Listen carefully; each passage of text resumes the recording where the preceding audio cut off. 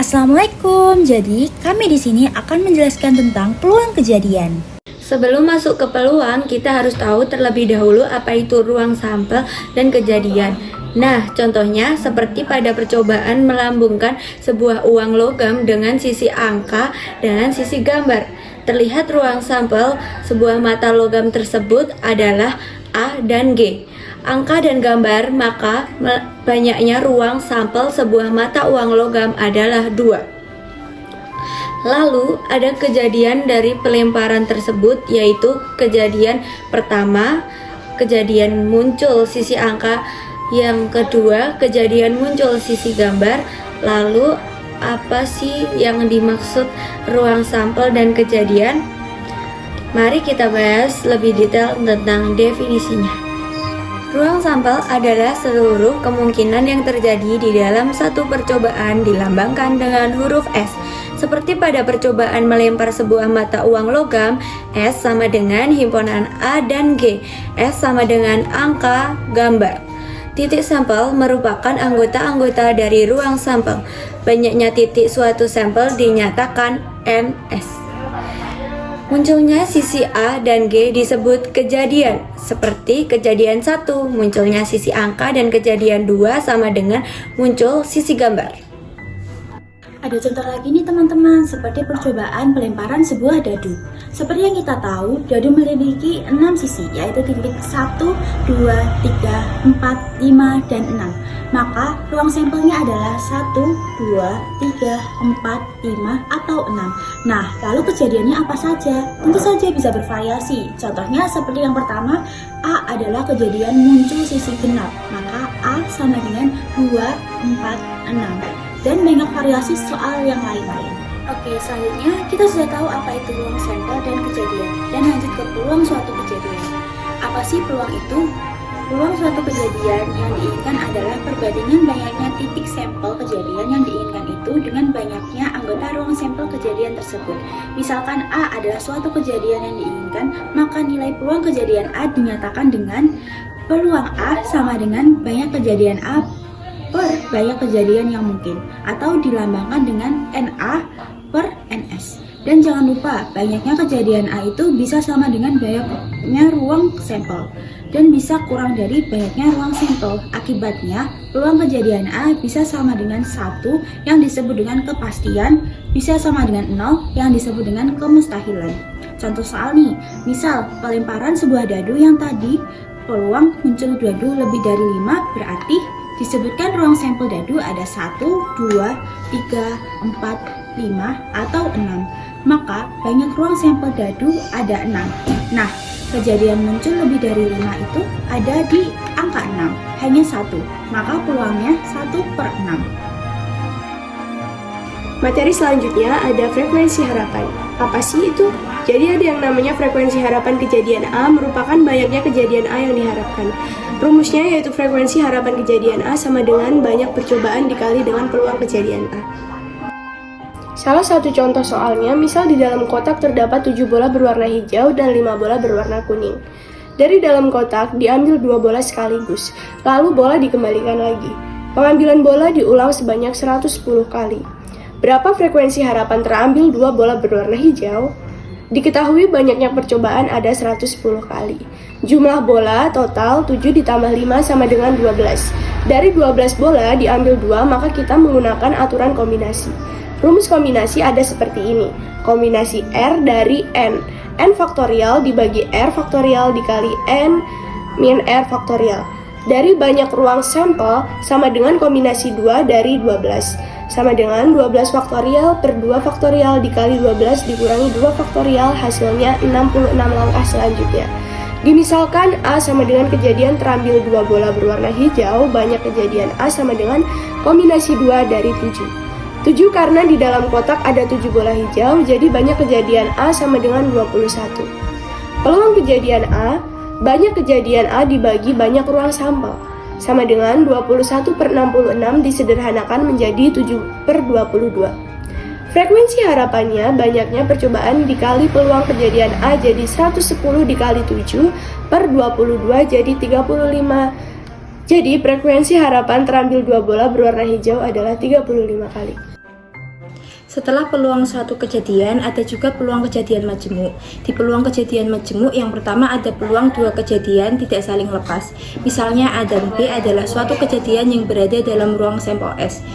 Dua kejadian A dan B dikatakan tidak saling lepas jika kejadian A dan kejadian B dapat terjadi secara bersama-sama. Jika kejadian A dan kejadian B tidak saling lepas, berlaku peluang A gabungan B, peluang A ditambah peluang B dikurang peluang A irisan B. Terlihat di gambar, peluang dua kejadian A dan B saling beririsan. Itu yang menjadi ciri peluang dua kejadian tidak saling lepas. Contoh soalnya, dari 30 siswa diketahui 15 siswa suka matematika, 20 siswa suka bahasa, dan 10 siswa suka keduanya. Jika seorang siswa dipilih secara acak, peluang siswa yang terpilih suka matematika atau bahasa adalah: misal A, banyak siswa suka matematika, jadi banyaknya peluang A sama dengan 15. Jadi peluang kejadian A sama dengan banyaknya peluang kejadian A dibagi banyaknya ruang sampel sama dengan 15 per 30. A gabungan B adalah banyak siswa suka matematika dari bahasa Indonesia. Banyaknya A gabungan B sama dengan 10. Jadi peluang A dan gabungan B sama dengan banyaknya A gabungan B dibagi banyaknya ruang sampel. Jadilah 10 per 30 peluang siswa yang terpilih suka matematika atau bahasa Indonesia. Peluang A irisan B sama dengan peluang A ditambah peluang B dikurangi peluang A irisan B sama dengan 15 per 30 ditambah 20 per 30 dikurangi 30 per 30 sama dengan 25 per 30 disederhanakan menjadi 5 per 6. Jadi, peluang siswa yang terpilih suka matematika atau bahasa Indonesia adalah 5 per 6. Di peluang kejadian majemuk yang kedua, ada peluang dua kejadian saling lepas.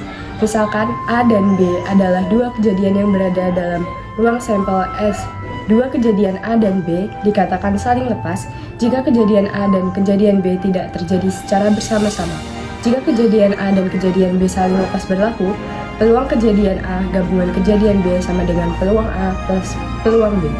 Seperti terlihat di gambar, peluang dua kejadian saling lepas tidak memiliki irisan, jadi mereka saling lepas. Kita akan membahas satu contoh soal sebuah kotak berisi 8 kelereng kuning, 4 kelereng biru, dan 3 kelereng hijau. Diambil sebuah kelereng secara acak, peluang terambil kuning atau biru yang pertama, kita akan mencari banyaknya ruang sampel terlebih dahulu. Sama dengan 8 kelereng kuning ditambah 4 kelereng biru dan ditambah 3 kelereng hijau, sama dengan 15. Misalkan A sama dengan kejadian terambil kelereng kuning. Peluang kejadian A sama dengan kelereng kuningnya ada 8 dan banyaknya ruang sampelnya ada 15, jadi 8 per 15. Lalu B sama dengan adalah kejadian terambil kelereng biru, jadi peluang dari kejadian B sama dengan 4, itu jumlah kelereng birunya per 15. Peluang terambil kelereng kuning atau biru sama dengan peluang kejadian A gabungan kejadian B, sama dengan peluang dari kejadian A plus peluang kejadian B sama dengan 8 per 15 ditambah 4 per 15, jadinya 12 per 15 dan disederhanakan menjadi 4 per 5, jadi peluang terambil kelereng kuning atau biru adalah 4 per 5. Selanjutnya ada peluang dua kejadian saling bebas, misalkan A dan B adalah kejadian-kejadian pada ruang sampel. A dan B disebut dua kejadian saling bebas apabila kemunculan kejadian yang satu tidak mempengaruhi kemunculan kejadian lainnya. A dan B adalah dua kejadian saling bebas. Rumusnya, peluang kejadian A irisan kejadian B sama dengan peluang kejadian A dikali peluang kejadian B. Contoh soalnya, pada percobaan pelemparan dua dadu yang berwarna hitam dan merah. A adalah kejadian mata dadu hitam, munculnya bilangan prima, dan B adalah kejadian mata dadu merah, muncul bilangan genap. Hitunglah peluang kejadian A gabungan B. Dilihat dari tabel tersebut, itu ada kemungkinan dari pelemparan dua dadu. Peluang kejadian A sama dengan 3 per 6 disederhanakan menjadi 1 per 2, dan peluang kejadian B sama dengan 3 per 6 juga disederhanakan menjadi 1 per 2. Mengingat bahwa A dan B adalah kejadian-kejadian saling bebas, Maka peluang kejadian A irisan kejadian B sama dengan peluang kejadian A dikali peluang kejadian B, sama dengan 1/2 dikali 1/2, jadinya 1/4. Materi peluang yang terakhir yaitu ada peluang dua kejadian tidak saling bebas atau biasa disebut dengan bersyarat. Jika A dan B adalah kejadian-kejadian pada ruang sampel S, AB menyatakan kejadian A setelah B atau kejadian A dengan syarat B. P, A per B menyatakan peluang terjadinya kejadian A jika kejadian B telah terjadi. Peluang semacam ini disebut dengan peluang bersyarat. Rumusnya peluang kejadian A irisan kejadian B sama dengan peluang A per B dikali peluang dari kejadian B. Contoh soalnya, sebuah kotak berisi 8 bola hijau dan 7 bola kuning. Diambil 2 bola secara berurutan tanpa mengembalikan bola pertama yang sudah diambil. Tentukan peluang terambil bola hijau pada pertama dan bola kuning pada pengambilan kedua. Misalkan kejadian A adalah pengambilan bola hijau dan B adalah kejadian pengambilan bola kuning. Peluang kejadian A sama dengan 8/15 dan peluang kejadian B atau A sama dengan 7/14.